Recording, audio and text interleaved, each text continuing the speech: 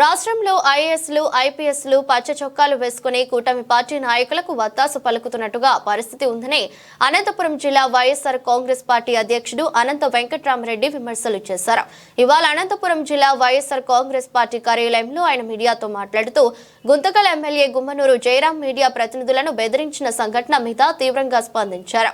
గుంతకల్లు ప్రాంతంలోని ఓ గ్రామంలో అమాయకులపై పోలీసులు చేసిన అరాచకాలను ప్రశ్నించినందుకు తిరిగి బాధితులపైన దాడులు చేశారన్నారు. ఈ సంఘటన మీద మీడియా ప్రతినిధులు పత్రికా ప్రతినిధులు వార్తలు రాస్తే వారిని రైలు పట్టాలపై పడుకోబెట్టి చంపుతామంటూ వార్నింగ్ ఇస్తున్నారని, దీనికి ముఖ్యమంత్రి చంద్రబాబు ఏం సమాధానం చెప్తారన్నారు. రాష్ట్రంలో మీడియా ప్రతినిధులకు స్వేచ్ఛ లేకపోతే ఇంకా ఎవరికి ఉంటుందన్నారు. తాము అధికారంలోకి వస్తే అది చేస్తాం ఇది చేస్తామని చెప్పే పరిస్థితి లేదని, ఖచ్చితంగా తప్పు చేసిన వారికి శిక్ష ఉంటుందని, రాజ్యాంగబద్ధంగా ముందుకు వెళ్తామని అనంత వెంకట్రామరెడ్డి స్పష్టం చేశారు. గుమ్మనూరు జయరాం చేసిన వ్యాఖ్యల మీద ఖచ్చితంగా ప్రభుత్వం సమాధానం చెప్పాలిందేనని ఆయన డిమాండ్ చేశారు. అనంతపురం జిల్లాలో లా అండ్ ఆర్డర్ శాంతి భద్రతలు ఎంత క్షీణించినాయో అంత క్షీణించి ఎక్కడ కానీ లా అండ్ ఆర్డర్ లేనే లేదు. ఈరోజు పరిస్థితి ఎలా ఉందంటే, మేము కూడా చాలా మార్లు ప్రజాప్రతినిధులుగా ఉన్నాము.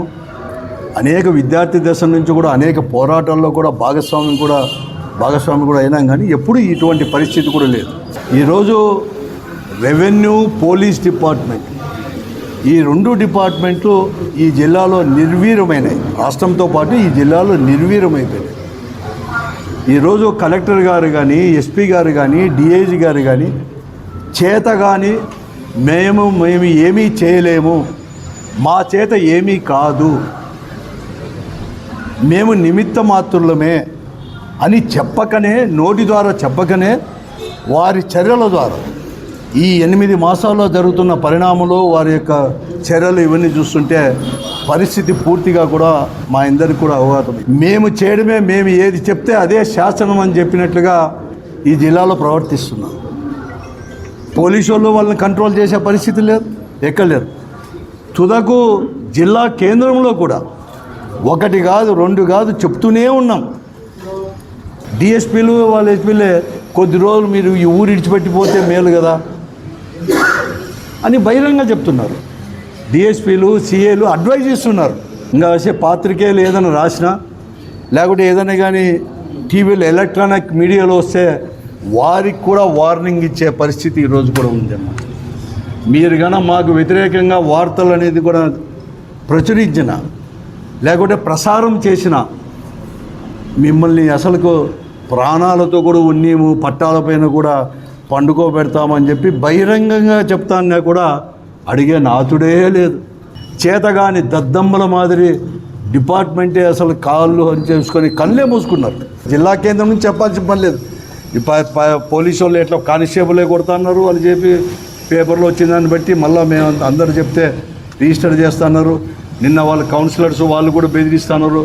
అది చెప్తే మాకు వెంటనే కూడా ఫోన్లు చేయడము, మేము ఎందుకు వాళ్ళకు మేము కేసు ఏమైనా ఉంటే మాకు చెప్పండి, మీరు మాత్రం పత్రికా విలేకరుల సమావేశం పెట్టి మీరు స్టేట్మెంట్ ఇవ్వద్దండి అని చెప్పి సిఐలే ఫోన్లు చేసి చెప్తాను.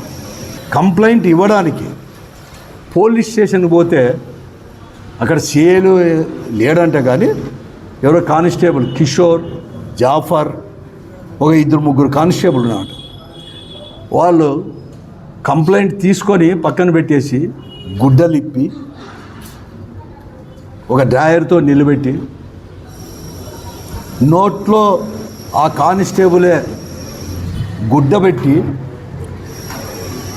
వాళ్ళు ఇష్టానుసారం కొడితే తట్టుకోలేక పరిగెత్తుకొని పోయి వచ్చేసి రోడ్లోకి వచ్చి పడితే, రోడ్లో ఉండే జనం ఏమి ఇట్లా వచ్చి పడినావు అని చెప్పేసి చూసి చేస్తే, అప్పుడు మళ్ళీ కూడా వైఎస్ఆర్ కాంగ్రెస్ పార్టీ నాయకులు బాబు, సుంకన్న వీళ్ళంతా పోయినా కూడా వారిపైన కూడా ఎట్లంటే అట్లా దుర్భాషలాడు.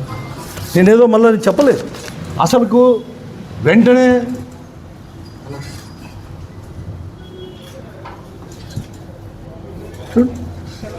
నేను చెప్తా, మళ్ళీ నేను పోతే కూర్చోబెట్టుకొని మాట్లాడినాను. అది ఎప్పుడు అంతా అయిపోయినాక, ఇన్సిడెంట్ అయిపోయినాక అది కూడా గట్టిగా బలం చేస్తే, ఆ కాకి బట్టలు ఇప్పేసి ఆ పచ్చ చొక్కాలు వేయించుకోమని చెప్పండి, పచ్చ చొక్కాలు వేసుకొని కూర్చోమని చెప్పండి. ఏమి జిల్లాలో ఒకనికైతే ఒక చట్టము, ఒకనికైతే ఒక చట్టమా?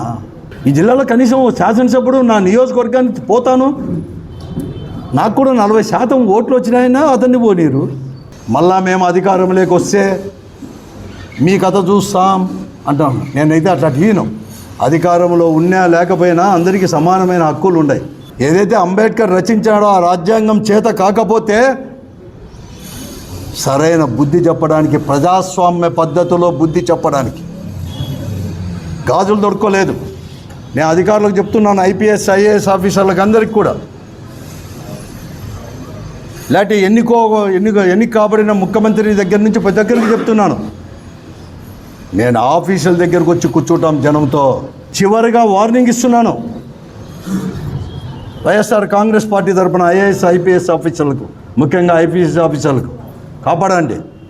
రాజకీయ పార్టీ నాయకులు కార్యకర్తలకు కూడా భయభ్రాంతులు చేసి చట్టం మమ్మల్ని రక్షించండి ప్రభు అని చెప్పి సామాన్య ప్రజలు అడుగుతానే కూడా మీరు విననట్లు, మీ నోర్లు మూగబోయినట్లు, మీ చేతులు కట్టేసినట్లు మీరు ఐఏఎస్ ఆఫీసర్లు ఐపీఎస్ ఆఫీసర్లు వేధిస్తుంటే చూసుకుంటూ కొద్దిగా ఎందుకు ఉండాలి మీరు? అసలుకు వెళ్ళిపోండి, వస్తారు, రక్షించుకుంటాం. మేము చాలా చూసాం ఈ జిల్లాలో.